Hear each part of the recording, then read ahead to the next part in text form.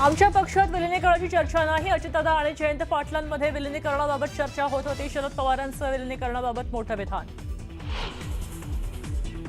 बारामतीची निवडणूक बिनविरोध करण्याचं काही कारण नाही। काँग्रेसने उमेदवार दिला हा त्यांच्या पक्षाचा निर्णय। शरद पवारांचं मत।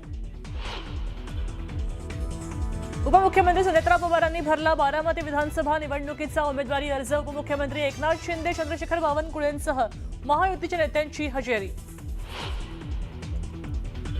बारामती विधानसभा पोटनिवडणुकीसाठी आकाश मोरेंचा काँग्रेस पदाधिकाऱ्यांना उपस्थित अर्ज दाखल, तर बारामती निवडणुकीसाठी 55 अर्ज दाखल। राहुरी विधानसभा पोटनिवडणुकीमध्ये नवीन ट्विस्ट। शरद पवारांच्या राष्ट्रवादीकडनं गोविंद मोकाटेंनी भरला उमेदवारी अर्ज। प्राजक्त तनपुरेंची अखेर माघार घेतल्यानं मोकाटेंना उमेदवारी।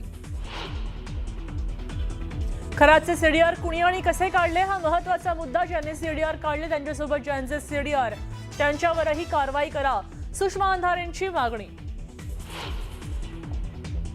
नाशिकमधल्या काही बड्या पोलिसांचे इनपुट दिले, तर खरात प्रकरणात वरिष्ठ पोलिसांचा संबंध आहे का याचा तपास गरजेचा। पुरावे नष्ट केल्यास जबाबदार कोण, अंधारेंचे सवाल। कल्पना खरातकडनं अटकपूर्व जामिनासाठी अर्ज। राहता न्यायालयात 4 तारखेला अर्ज केल्याची माहिती। शेतकऱ्याची लुबाडणूक आणि सावकारी प्रकरणात भोंदूसह पत्नीवरही गुन्हा।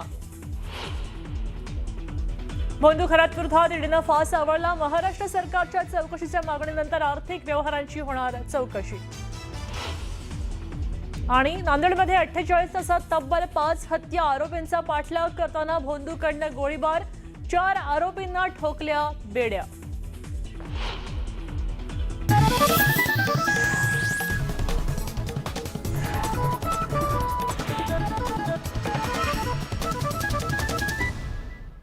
बातमी मुंबईतने वरळीतल्या सेंट रेजिस हॉटेलमध्ये ठाकरेंच्या नगरसेवकांचं शिबिर होणार आहे। उद्या सकाळी 11 वाजता सुनील प्रभूंच्या भाषणानं या शिबिराला सुरुवात होणार आहे। यावेळी पेडणेकर, आहिर, आदित्य ठाकरे दुसऱ्या सत्रात मार्गदर्शन सुद्धा करणार आहेत। शेवटच्या सत्रामध्ये उद्धव ठाकरे नगरसेवकांना मार्गदर्शन करतील।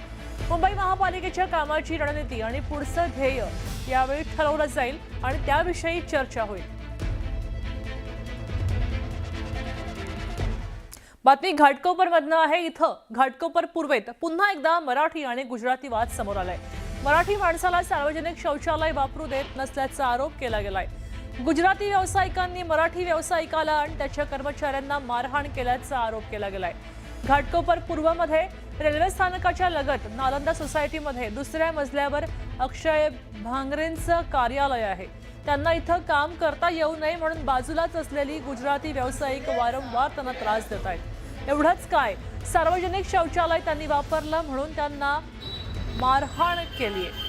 या प्रकरणी पोलिसांकडे मारहाणीची तक्रार केल्यावर त्यांनी फक्त एनसी घेतल्याचा आरोप अक्षयने केलाय। त्यामुळे मनसैनिक आक्रमक झालेत आणि त्यांनी गुजराती व्यावसायिकाच्या कार्यालयावर धडक देऊन जोरदार प्रत्युत्तर द्यायचा इशारा दिलाय। आणि यांची खूप म्हणजे जातीविषयी मी वाचक असे ऐकतोय। तसेच मी इथं वॉशरूम यूज केलं तर तू वॉशरूम यूज करू नको मी बोललो मी हे सार्वजनिक वॉशरूम आहे, ही BMC बिल्डिंग आहे, सर्वांसाठी आहे, हे मी यूज करेल। तर त्यासाठी त्यांना मी बोललो, तर त्याविषयी त्यांनी माझ्यावरून ऑफिसमध्ये मारहाण केली। लहान भावाला माझे ज्याचं 17 वर्ष वय आहे त्याच्यावर त्यांनी मारहाण केली। त्याला 2 टाके पडले, मलाही भरपूर मारण्यात आलं त्या दिवशी। आणि फक्त किरकोळ कारण म्हणजे वॉशरूम तुम्ही यूज नाही करू शकत, तुम्हाला वॉशरूम आम्ही देऊ शकत नाही, तुम्ही मराठी माणसं, तुम्ही असे, तुम्ही तसे, आणि असा जातीवाद करून मला खूप त्रास देण्यात आलेला आहे। अक्षय भांगरे या युवकाला त्याच्याच मजल्यावरील काही गुजराती भाषक जे गाळाधारक आहेत त्यांनी त्रास दिलेला आहे। गेले अनेक वर्षापासून ते त्यांना त्रास देत आहे अक्षयला।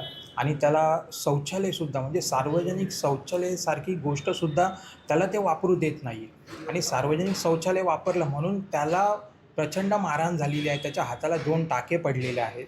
आणि त्यांनी जेव्हा आमच्याकडे ही बाब सांगितली त्यावेळेस आज आम्ही त्या कार्यालयावर धडक देण्यासाठी आलो होतो, परंतु आज आम्ही येतो हे कळतच ते कार्यालय बंद आहे।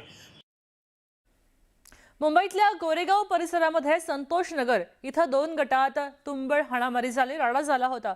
या राडानंतर मुंबई महापालिकेकडून परिसरात मोठी तोडक कारवाई केली गेली। या राड्यामध्ये सहभागी असल्याचा आरोप असलेल्या काही संशयितांना त्यांच्या घरावर ही कारवाई केली गेली। महापालिकेचे अधिकारी, पोलीस बंदोबस्त आणि संबंधित यंत्रणा घटनास्थळी दाखल झाली होती आणि या कारवाईच्या पार्श्वभूमीवर परिसरामध्ये मोठा पोलीस बंदोबस्त सुद्धा तैनात केला गेला होता।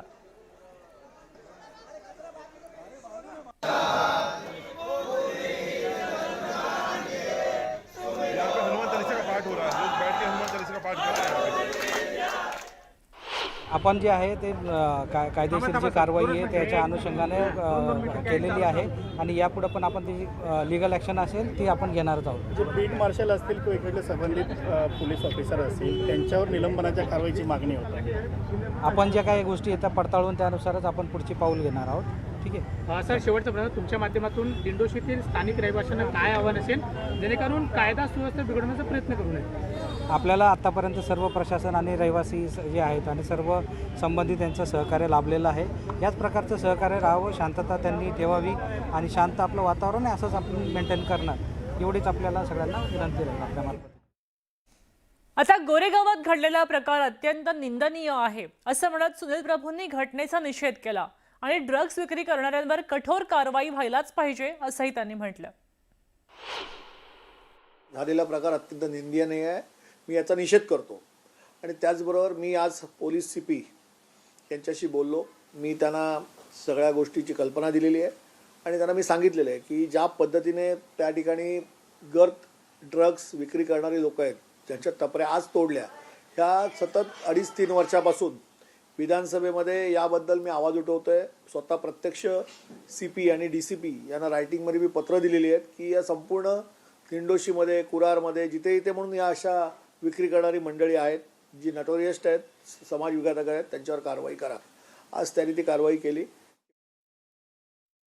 दिंडोशीच्या संतोषनगर परिसरात ज्या लोकांनी शोभायात्रेदरम्यान हल्ला केला ते घरात ड्रग्ज विकायचे असा संशय व्यक्त केला गेला आणि त्यानंतर त्या घराची झडती घेतल्यावर तिथं ड्रग्ज सापडून आले असा आरोप आता हिंदुत्ववादी संघटनेतर्फे केला गेलाय।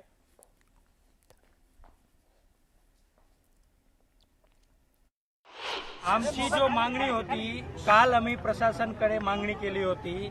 या कालची जी घटना मरीमाताच्या यात्रामध्ये झालेली, त्यांचे आमचे जे काही हिंदुत्ववादी कार्यकर्ता होते त्यांच्यावर तलवारा आणि लोखंडच्या रोडने हल्ला झाला, त्याविरुद्ध आम्ही तक्रार दिलेली आहे आणि त्या अनुषंगाने FIR सुद्धा दाखल झालेला आहे।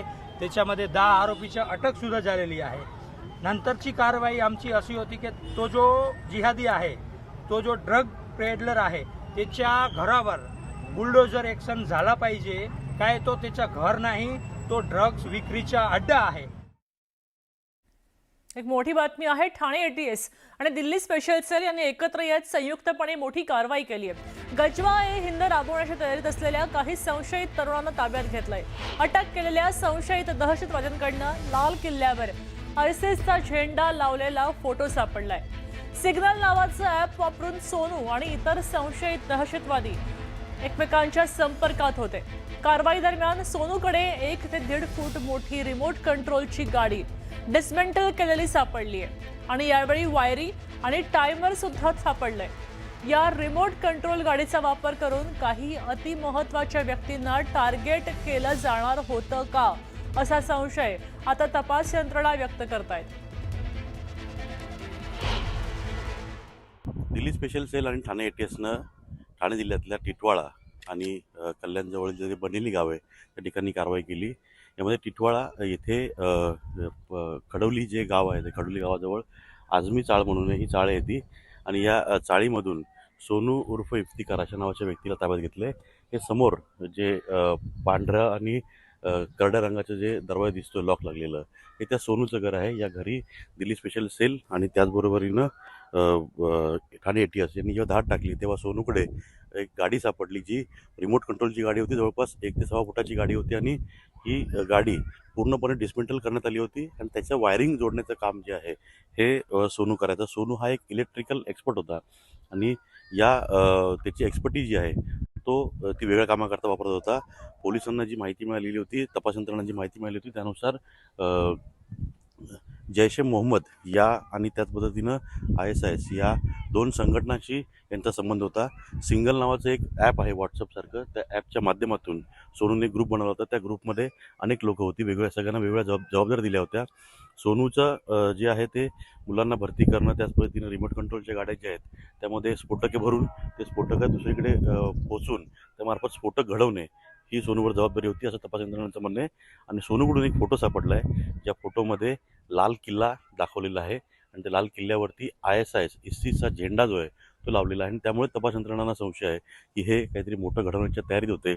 आणि त्याच पार्श्वभूमीवरती जेव्हा जो सिंगल नावाचा ॲप जेव्हा पोलिसांना मिळाला त्यामध्ये यासिन खान नावाचा एक आणखीन तरुण त्यामध्ये होता, जो कल्याणच्या बनेली या गावाचा रहिवासी आहे.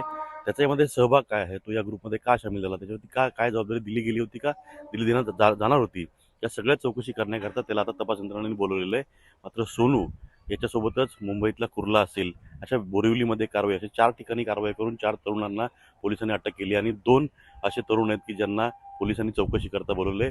मोठं मुंबई, त्याच पद्धतीनं दिल्ली आणि भारतातल्या काही मेट्रो सिटीज आहेत, इथल्या काही अतिमहत्त्वाच्या व्यक्तींना या रिमोट कंट्रोलच्या गाडीने उडवण्याचा यांचा कट होता का, असा संशय तपास यंत्रणांना आहे. आणि त्या पार्श्वभूमीवरती सर्व तपास जो आहे आता तपास यंत्रणांचा सुरू आहे. जो सोनू उर्फ जो आहे इफ्तिकार, त्याला कल्याण कोर्टामध्ये हजर केला असता त्याला ट्रान्झिट रिमांड देऊन दिल्ली स्पेशल सेलच्या ताब्यात दिलं आहे. आणखीन चौकशीमध्ये बऱ्याच माहिती पुढे येतील. व्हिडिओ जर्नलिस्ट उमेश गोविलकरसह अजित मांढरे, न्यूज 18 मराठी, खडवली.